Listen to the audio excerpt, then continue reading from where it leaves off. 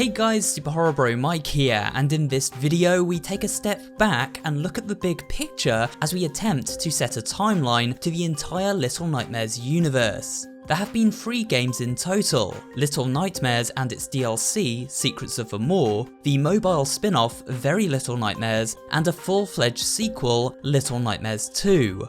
All of these games are connected, but how? Well, sit back, relax, and get ready for a guide through the events of these games in the order that makes most sense, at least to my mind. In addition to nailing down a rough timeline, this video will aim to contextualise various elements using theories that seem most logical.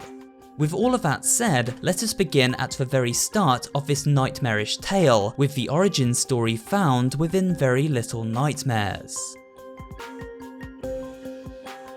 Released as a mobile offshoot back in 2019, Very Little Nightmares was a touchscreen puzzle game with a very different art style. It used hand-drawn visuals to tell the story of a character which at first glance appeared to be our heroine Six. Using this familiar character, players explored an old mansion built atop a tall cliff face in the middle of the ocean, a place known as the Nest.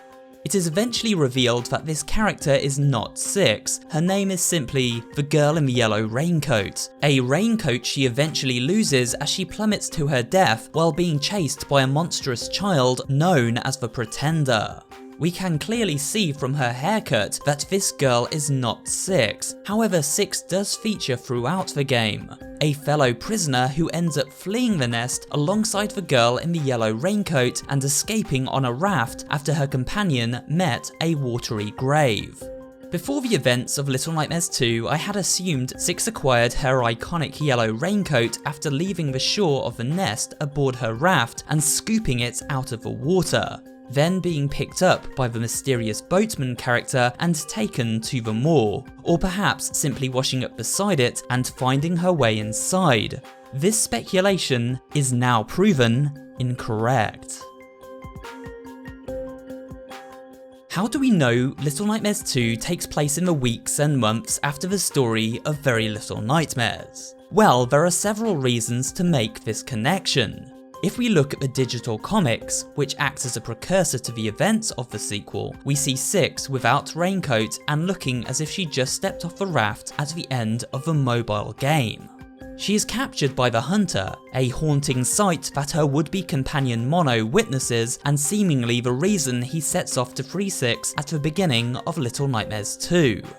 When we finally discover Six, there are several key points of interest found within her prison room. First of all, the music box, an item comforting her during her imprisonment. We see a representation of this music box at the end of the game, Monster Six holding it with extreme importance. In fact, the signal tower uses this box to corrupt and bind her to its spell. Although referenced in the first Little Nightmares game, this scene in Little Nightmares 2 seems to be Six's first introduction to the item and the reason for its hold over her. She connected with it as a coping mechanism during a time of great emotional trauma in her childhood. Also look to the chalk sketches on the walls, presumably the work of Six while being held here. The tally marks are easy enough to explain. They signify a passing of time, maybe days, weeks, or months. Six has, after all, been here for a while. We also see Six has drawn an image of the signal tower. This drawing is almost an exact match for those scenes sketched by the bullies within the schoolhouse. To me, this suggests the signal tower has already begun calling to Six and hypnotising her with its corrupt transmission, much as we see with the other wretched creatures of this world. In fact, later in the game, as the 2 adventurers pass by the tower, Six stares up at it as if under a spell. This may well be why she was so easily manipulated, distorted and corrupted while held prisoner within. The tower already held sway over her mental state. But most interesting of all, the sketches are for people we have seen before. People with their faces scratched out, as if to suggest they are now dead. The sketch on the far right represents a person falling. Remember back to the final moments of Very Little Nightmares, the girl in the yellow raincoat who fell to her death at the hands of the Pretender. It seems this sketch represents her. But then, what about the others? Well, for now we must move on, but don't worry, we'll be back to revisit these sketches at the end of this video. You may be asking, what about the yellow raincoat? Why did 6 not have this key item if this game follows on directly from the events of Very Little Nightmares? This is actually fairly easy to speculate on. The main point to bear in mind is that while we see 6 about to leave the shore of the nest aboard the driftwood raft, we never see her collect up the floating raincoat. It is therefore logical to conclude this raincoat took the same tide as 6 and washed up ashore near the Pale City. However, unlike 6, it was not collected up by the hunter, but rather a denizen of the city itself. Eventually, its wearer was either taken by the signal tower, once again leaving the coat behind, or it was simply discarded. After all, these city streets are full of discarded junk at every turn. This is why 6 finds it far from shore, yet looks on it as if it holds some connection to her previously, reminding her of the child who helped her escape not too long ago.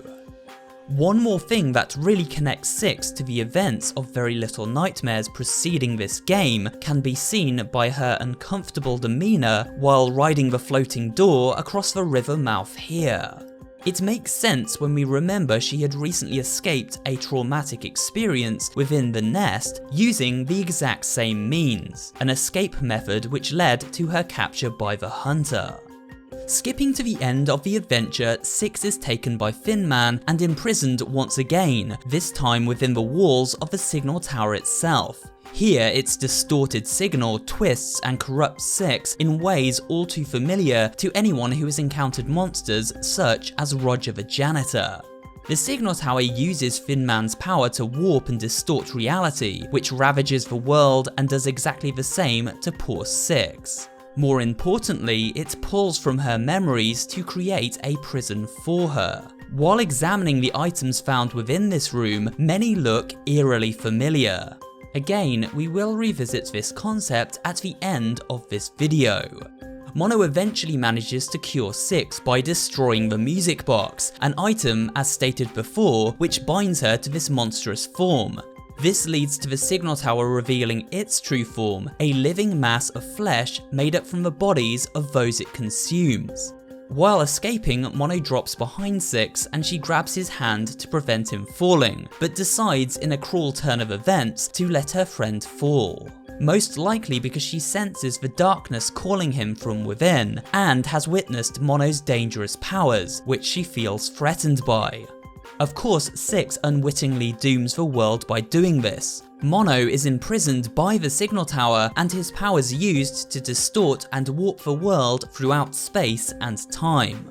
This creates a time paradox where Mono has always been Thin Man and so calls out to his past self so he may be freed from this prison within the tower and finally have a chance to break the cycle, saving the world and its inhabitants from this terrible fate. 6 leaves the signal tower, but part of her now belongs to it. As seen with the glitching remains of the ghost children we find throughout Little Nightmares 2, her connection to Mono and the tower separates 6's soul from her body.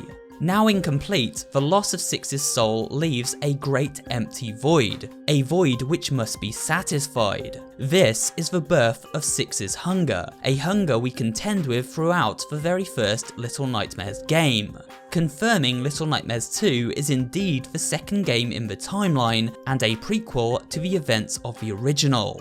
We also note that 6's spirit energy looks down at a poster of the Maw, suggesting the TV6 exits the tower through is either aboard the Maw or she is given the idea to head there in order to gain access to the power she needs to be cured, powers she eventually procures from Sorceress the Lady. With this information in hand, the first game is pretty self-explanatory. It is the third in the timeline, continuing 6's story as her hunger begins to destroy her from within. The ending of Little Nightmares 2 also sheds light on a possible explanation for the shadowy figure of 6 that watches over her each time she feasts. This is the half of her lost after escaping the signal tower. This hunger requires soul energy to properly quench its thirst, replacing elements of the soul Six herself has lost. This explains why, in a cruel twist of fate, Six eats the gnome child and not the sausage it offers up to her. It also explains why, upon killing the lady and consuming her dark magic, Six then uses said power to drain the life force from everyone else aboard the Moor. She has become a monster herself, a monster with a never-ending hunger, sucking the life from anything that stands in her way. So let's tie up some loose ends and wrap up this video. Returning to Six's chalk drawings in the hunter's house, and things suddenly click. Starting at the signal tower and working backwards reveals our timeline. It shows past and future, but not yet present. To explain, look to the far right, and we see events as they happen before Little Nightmares 2, the death of the girl in the yellow raincoat as she plunged to a watery grave. Then we see tally marks representing a passage of time. These lead to an empty gap. But why is this empty? Well, because it marks the current period of time for which the outcome is not yet determined. But perhaps this could be filled in with mono, like so. Moving on, we see another passing of time and then a drawing of the runaway boy and his gnome. This was the character found in the DLC Secrets of the Moor, which ran in sync with the events of Six's adventure in the original game. Another character who died by Six's hand as seen earlier in the video. Finally, another shorter passage of time and the death of the lady. This brings us bang up to date with the story of Little Nightmares as we know it, and everything ties in to that image at the back of this room, the signal tower itself. What's interesting about the placement of the signal tower drawing is how it's sketched upon a different wall surface. To me, this makes sense as the signal tower exists on a separate plane of existence within time and space, a dimension where time is fluid and past, present and future are as one. This explains why we see items from Six's past and future within this same room. Take for example her suitcase from the Moor. It doesn't exist in her memories as of the story of Little Nightmares 2, but can still appear in her prison within the tower due to its ability to draw from events still to occur. Look to these portraits for example, and again we see a timeline represented right to left. At the far right, we see Six as a child, cowering in her raincoat. Then, in the centre, an image representing the lady, her face scratched away to represent her demise. On the left, we see a horrifying face, but one that seems familiar in a way. It looks similar to that of a granny found in the depths of a moor. I had theorised previously that this granny is what would eventually become of the lady as her powers ravaged her body over time. The pretender from Very Little Nightmares, the next in line to take the lady's place after she herself took the place of the previous granny. Again, it's all one big cycle. It seems as Six consumed the lady's power, she may be in for a similar fate, to become disfigured and monstrous over time, this portrait showing Six in the future. Perhaps if Little Nightmares 3 does happen, we will witness this horrifying transformation, unless Mono finds a way to escape his Thin Man fate and break the time paradox that is. One question remains, how is Six able to draw from memories of her future? Memories she shouldn't yet have access to. Well, if we think about the names Six and Mono and what they represent in literal terms, we can jump to some logical conclusions. Mono means one, only, or single. This makes sense as the origin of this terrifying world falls to Mono and his fate as Thin Man within the Signal Tower. There is only one Mono, and he is the ground zero event which triggers everything before and after. While running toward the door Thin Man is trapped behind, if we pay close attention, we can see the number 6. This suggests that this door is number 6, and therefore the 6th cycle within this paradox. If so, then 6 has her name due to being the catalyst for this particular cycle. She triggers the events that doom this world each time when handing over Mono to the Signal Tower's control. If this theory is correct, then 6 is simply the 6th of her kind, with 5 prior versions existing in different failed timelines. So, with this concept in mind, we can conclude Six may retain faint memories of her 5 prior incarnations. Of course, this is a stretch, but this is the only way the rest of this theory makes sense, and why else feature the number 6 on the door here, and use such numerical terms for both protagonists. Either way, that head-scratching conundrum brings us to the end of this video looking at the timeline of the Little Nightmares universe. I hope you did enjoy it, and if you did, remember to leave a like, comment down below, and of course subscribe for more horror-related content. Thanks for watching, and I will see you on the next video.